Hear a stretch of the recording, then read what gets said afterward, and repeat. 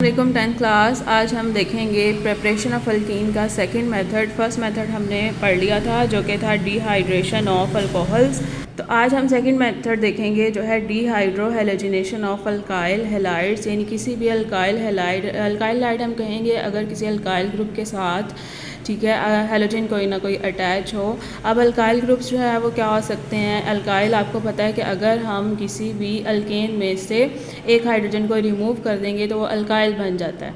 जैसे अगर मीथेन था तो एक हाइड्रोजन उसमें से निकाल दें, CH3 कर दें तो वो मिथाइल हो जाएगा जो कि एक अल्काइल ग्रुप है। इसी तरीके से इथाइल है, प्रोपाइल है, ब्यूटाइल है, तो ये सारे जो अल्काइल ग्रुप्स होते हैं। उनके साथ अगर कोई हैलोजन हो अटैच, फ्लोरीन हो, क्लोरीन, ब्रोमीन, आयोडीन या कोई भी हैलोजन अटैच हो तो वो अल्काइल हैलाइड बन जाएगा। उसमें से अगर रिमूवल हो हाइड्रोजन की और साथ में किसी हैलोजन की तो इस मेथड को आप कहेंगे dehydro halogenation of alkyl halide.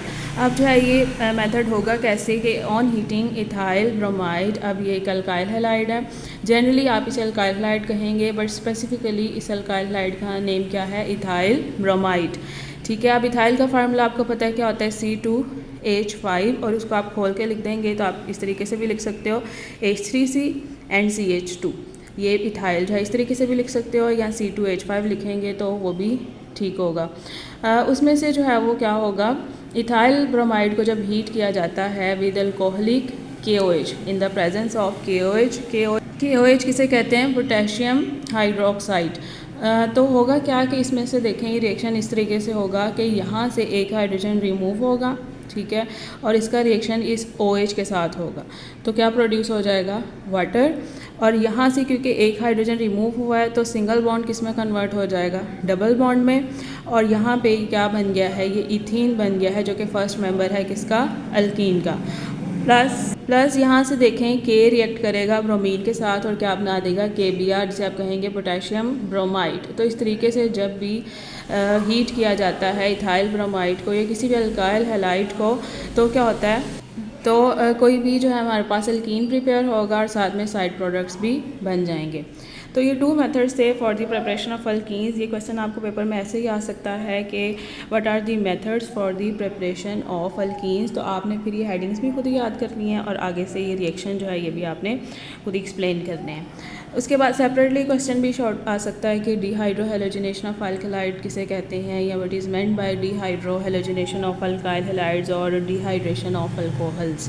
Next है हमारे पास फिजिकल प्रॉपर्टीज़ ऑफ अल्कीन्स। तो फर्स्ट फिजिकल प्रॉपर्टी क्या है, the first member of alkyne ethene है, इट इज़ कलरलेस गैस। इसकी प्रॉपर्टी क्या है कि कलरलेस गैस होती है और इसकी जो ऑर्डर है, स्मेल है, वो प्लेजेंट होती है यानी खुशगवार होती है। अल्कीन्स जो है ये नॉन पोलर होते हैं जिस वजह से ये इनसॉल्युबल होते हैं वाटर में। आपको पता है कि जो पोलर हैं वो पोलर में डिज़ोल्व होते हैं, नॉन पोलर में, और वाटर जो है it is a polar compound. So जो अल्कीन्स हैं क्योंकि नॉन पोलर हैं इस वजह से वाटर में ये हल नहीं हो सकते, बट ये सॉल्युबल होते हैं किसी भी ऑर्गेनिक सॉल्वेंट के अंदर, और ऑर्गेनिक सॉल्वेंट क्या होते हैं, नॉन पोलर। फर्स्ट मेंबर जो है सीरीज़ का इथीन है और ये स्लाइटली लेस डेंस है देन एयर, यानी लाइटर है, स्लाइटली लाइटर है एयर की निस्बत। अल्कीन्स हैं ये फ्लेमेबल हाइड्रोकार्बन्स हैं जिनको आप बर्न कर सकते हो।